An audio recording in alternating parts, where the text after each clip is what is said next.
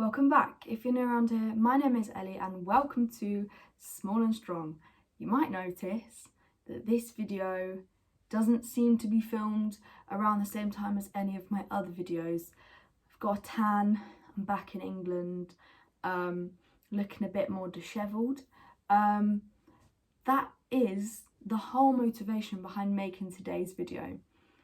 Today's video, as you've seen by the title, is all about pacing yourself and taking a break when you need to, and how I can't do that. I can't do that. So, as you know, I am an actor. I've recently finished drama school and I am at the start of that career. So obviously that's crazy. That is an insane time. At the start of any new career, you're putting so much effort into it. You're spending so many hours, especially when you're self-employed and you're working for yourself.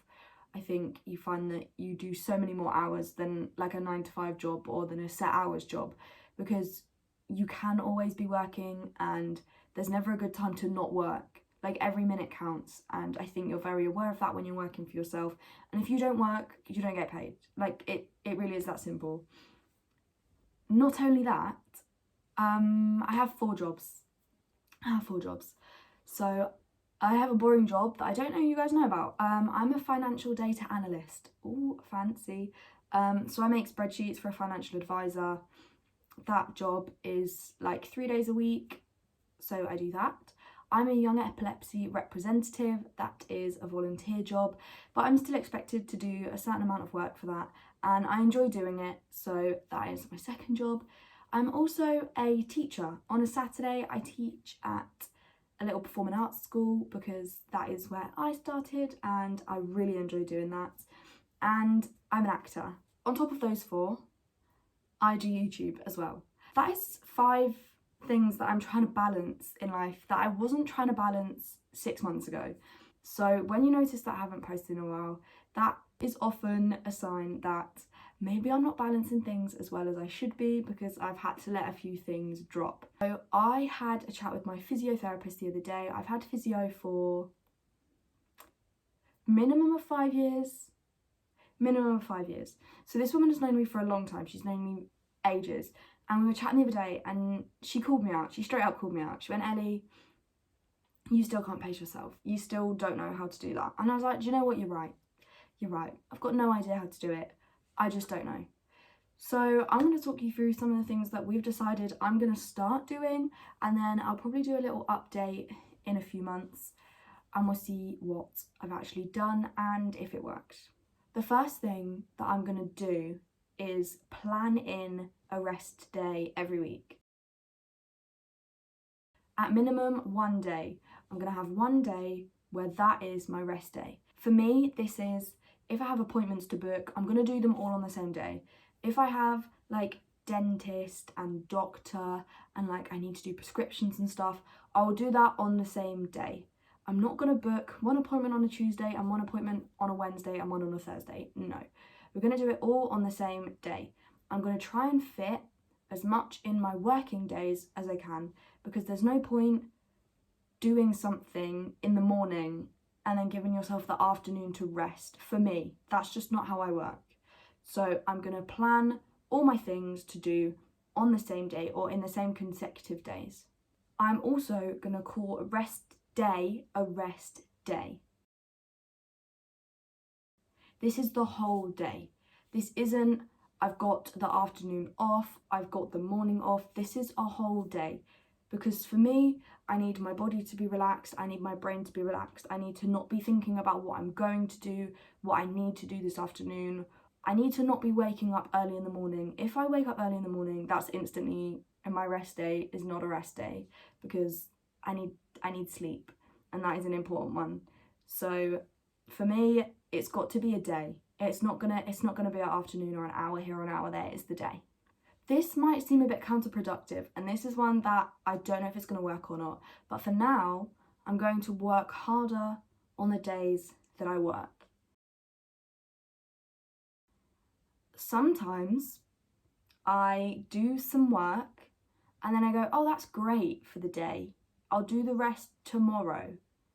And then tomorrow comes and I've got to do the work that I could have done the day before.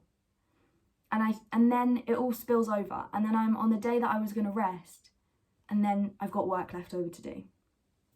No, not anymore. Not anymore. I'm going to focus, I'm going to do that job, I'm going to do the whole job from start to finish, and then I'm going to tick it off my to-do list. That brings me into the next one. To-do list. I'm going to start making to-do lists. I make the random odd ones of like shopping lists and stuff on my phone because I can't remember things, but a lot of the time with work, I just hope I'm going to remember, and that's not helpful. So I'm going to write a to-do list, I'm going to break it down into manageable tasks, and I'm going to get them done. Because again, I can't have the to-do list having too many things and spilling over into my rest days. So I'm going to make a to-do list maybe every day. I don't know, we'll figure that one out. But I'm going to make a to-do list and get the things done. A big one for me recently has been travelling. I've done a lot of travelling, whether that's like heading into London, like nipping into London is something that I do, that as someone with a chronic illness, you can't nip anywhere. That doesn't count. Like, I can't nip, that's not, no more of that from me. I can't nip into London. That takes a lot. Like, it does take a lot. And in my brain, like, I assume it's the same as nipping to the Tesco down the street. Like, it really isn't. There's so much more to it than that. And that is an activity that needs to be planned, and I need to know everything. My boyfriend also lives an hour and a bit on the train, and I can't just be nipping to his house anymore, because as much as I think travelling doesn't impact me, it really does. It takes a lot out of me. So now if I'm going somewhere, I'm going there for a set amount of time. I'm not going there to come back the next day. I'm not going into London to see a show and then coming back. I will go into London, see the show, stay at my boyfriend's for a few days and then come back. Or unless it's like a really specific special occasion type thing, and then maybe I will do that. The postman just came and dropped off a package. And you said hello to him, didn't you, Chess? Because you love the postman. You love the postman. So obviously now I've forgotten where I was. My final one is pacing yourself when you're busy. So I don't know if I'm going to explain this in the best way, but I'll give it a go. It's like when you're at work, you need to give yourself breaks in the day. There's no point in me just turning around and going, this is going to be my rest day. I'm going to work, and then I'm going to have a rest day. Like, that isn't going to be sustainable and it's not great. So when I'm at work, I'm fortunate enough to be able to work from home a lot of the time, and I only work like at an actual work location for a few hours a week. So that is not a problem for me. So I'm going to set myself the task of having 2 set breaks a day, one for lunch and one just because. So I'm going to try and stick to that. I'm going to set myself like a structure for my work day, to begin work at a certain time, have my break for lunch, and then maybe a break in the afternoon, and then finish for the day at like 6, and that'll be me done. So I think I'm going to put all of those into practice and keep an eye out, because I will be doing a follow-up vlog to this one, all about how that goes for me. I'll probably give it like a few months. Maybe it might even be next year by this point, because I've got a very busy end of the year coming up. So I'm going to have a good opportunity to test my new strategies and see what works for me and see what doesn't. But if you've got any ways that I can pace myself better, or any tips for anybody, please put them in the comments down below. I will be looking.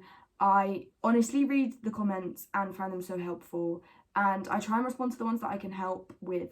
So please put any advice down there and I will definitely give it a go. But that'll be all from me for today's video, and I will see you in the next one.